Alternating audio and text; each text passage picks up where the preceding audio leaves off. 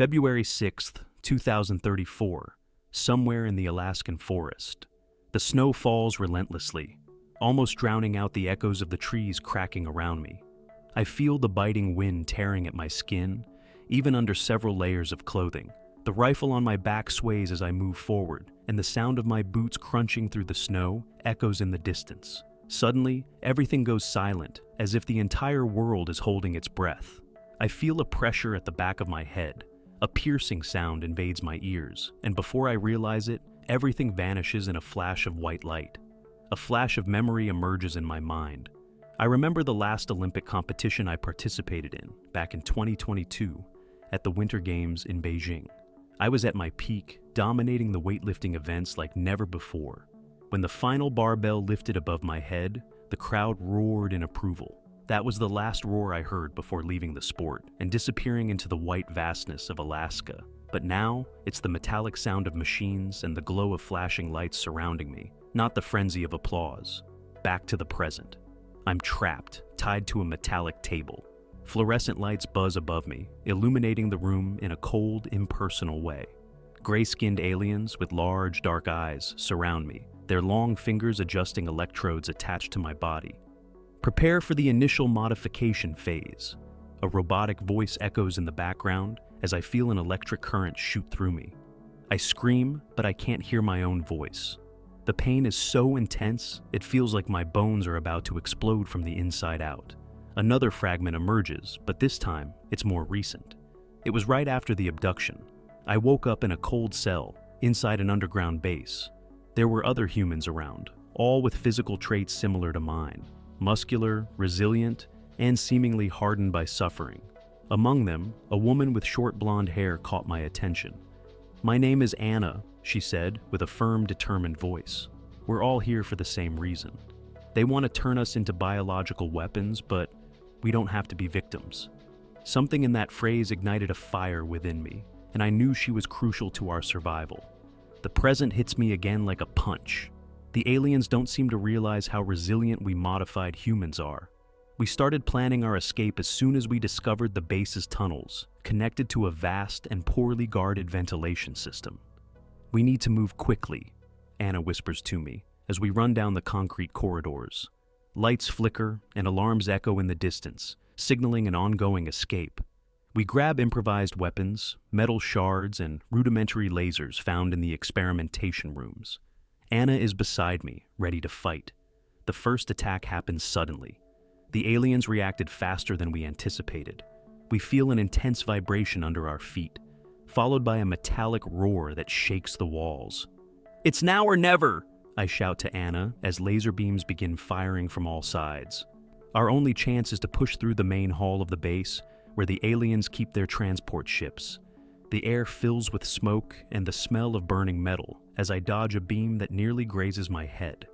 I feel its intense heat brushing past my face. The battle intensifies as we advance through the base's main corridor. The sound of alarms mixed with the screams of pain and rage from the other modified humans creates a symphony of chaos. The smoke thickens, making it hard to breathe and causing my eyes to water. I taste metallic blood in my mouth, but I'm not sure if it's mine or someone else's. An alien appears in front of me, its dark eyes locked on mine, and it raises a thin arm, emitting a blue beam that ricochets off the metal wall beside me. Without hesitation, I leap at it, using my enhanced strength to crush its neck with a single blow. Anna fights by my side, a vision of determined fury.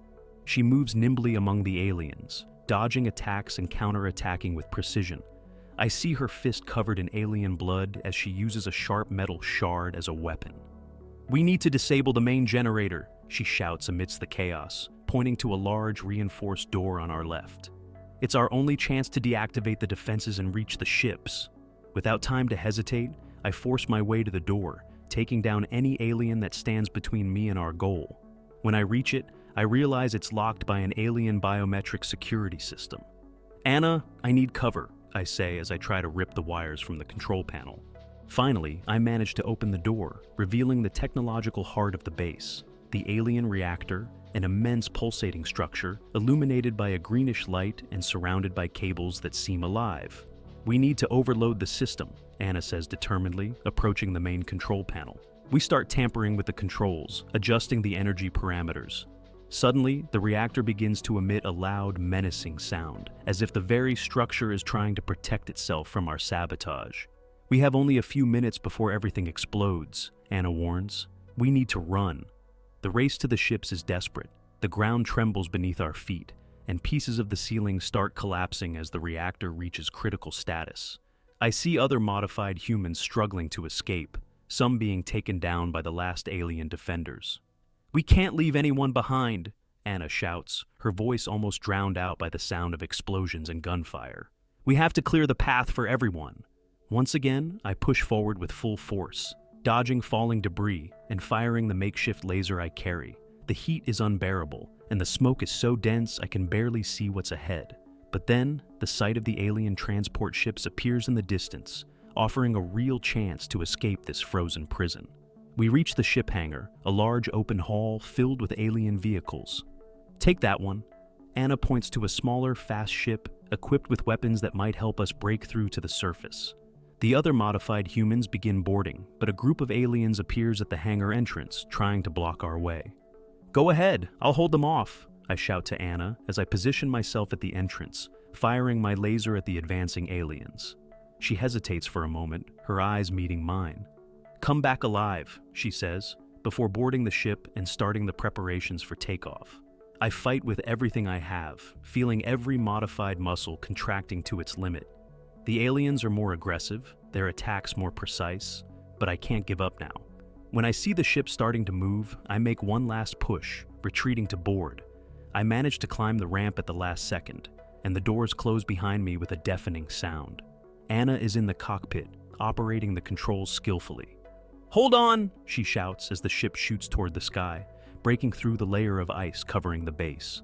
Finally, we see sunlight for the first time since we were abducted. But the battle isn't over yet. The ship breaks through the ice layer, and the air pressure increases inside the cockpit. I feel the impact of the abrupt descent. The ship's interior vibrates intensely, and I watch the thick ice shatter around us as we rise toward the surface. The sun is a pale disk in the cloudy sky, but it represents our long-awaited freedom. I feel an immediate sense of relief, as if a huge weight has been lifted from my shoulders. "We did it!" I shout to Anna, who responds with a tired but triumphant smile. But our moment of victory is brief. The ship's sensors start flashing, indicating the approach of several alien ships. "They're not going to let us go that easily," Anna says with a determined expression. "Get ready for the next phase of the fight." I start adjusting the ship's weapon controls, trying to understand the alien system as quickly as possible. The panel is confusing, filled with unknown symbols, but I manage to activate the front lasers. Several enemy ships appear behind us, firing high-intensity blue beams. Anna pilots the ship masterfully, making evasive maneuvers that leave our pursuers disoriented. "Shoot them," she orders, and I do just that, aiming at one of the nearest ships and firing a concentrated beam that shreds it in mid-air. I feel a moment of euphoria, but I know we're far from safe. Our ship is forced higher, trying to break through the Earth's atmosphere as the fight continues. The instruments indicate we're close to entering space, but the ship begins to experience propulsion system failures. "I'm not sure she can hold on much longer," Anna warns, her voice heavy with tension. "We need a plan B." I look at the panel and notice a button covered by a protective glass. The alien inscription is indecipherable, but my gut tells me it's something critical. "What if we press this?" I suggest, already deciding to risk everything. Anna hesitates but ends up agreeing. "No choice now," she says, with a determined look. I break the glass and press the button. The entire ship shakes, and a bright light envelops everything. Suddenly, we're launched into space at a dizzying speed, far beyond anything human technology could imagine. The panel indicates we're in interdimensional jump mode. The ship is cutting through space like a knife through air, and I feel my body being pressed against the seat. Anna holds the controls tightly, trying to keep the ship stable, while all the sensors go off at once. "Are we in another dimension?" I ask, trying to make sense of the situation. She just shakes her head, unable to formulate an answer. The ship finally stops, and what I see through the window leaves me speechless. We're floating before an immense alien structure in the middle of space, bigger than anything I've ever seen. Its lines are angular and menacing, with pulsating lights that seem alive. "It's a command base," Anna whispers, her eyes wide. "This is the origin of everything." Suddenly, I realize that our interdimensional jump was planned by the aliens themselves. We've been led straight to the heart of their operation. The next moment, a transmission comes through the ship's speakers. "Welcome back, Dexter and Anna," a robotic voice resonates, cold and emotionless.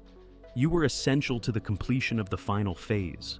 Anna and I look at each other, confused and alarmed. "What does this mean?" I ask, not understanding. "I think we were just a distraction," she replies, the realization beginning to form in her mind. The transmission continues. "You have been programmed from the beginning, as part of our strategy to test the human capacity for adaptation and leadership. Now that you've completed the mission, your programming will be deactivated." Before we can react, I feel a sharp pain at the base of my skull, like an electric current running down my spine. Anna collapses beside me, her eyes filled with terror. "We weren't just physically modified," she whispers, her voice fading into a groan. "They controlled our minds the entire time." The last thing I see is the alien base getting closer, as a new wave of commands is injected directly into our brains. Everything around us dissolves into darkness, and I realize that our attempt to escape was just an illusion created by the aliens to keep us under control.